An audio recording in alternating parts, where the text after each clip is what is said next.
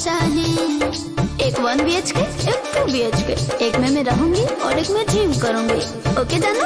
भर दही सोनावा के सेट चाहिए, पटना में दूध हो फल हट चाहिए।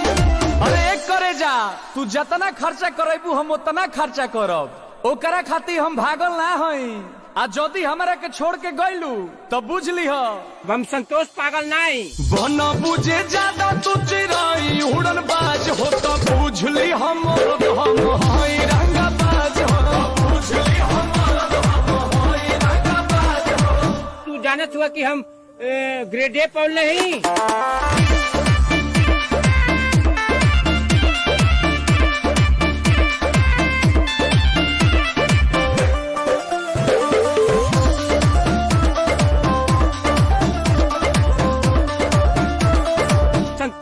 संतोष पागल नहीं। पहला बच्चर हीरो जाना के खर्चा जितना हमसे करही बेरे, तोरा से बेसी हम ले ले बानी शिक्षा, पीछा छोड़ा नहीं पई बेरे। अच्छा के प्यार में हिसाब ना करो, माहौल खराब ना करो, बुझलो? अरे करे जा, जितना तोहरा से रात में बात कइले बानी न उतना केहू औरी खाती जागल ना है। लेकिन जदि तू हमार दिल तुरलू तो बुझ लीह हम संतोष पागल नहीं। बना बुझे ज्यादा तू चिराई उड़न बाज हो तो बुझ ली हम हई रंगा बाज हो।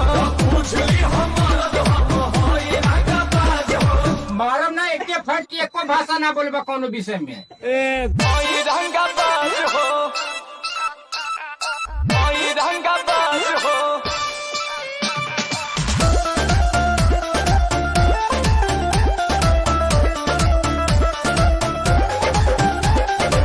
सब लेके प्यारी गदारी जे करबू अंकुश के देखबू पहदर हो।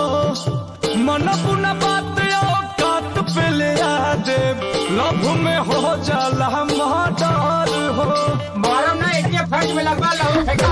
कि लालू झूठे इंग्लिश पढ़बा हो, कहीं के कुछ ना करबा हो।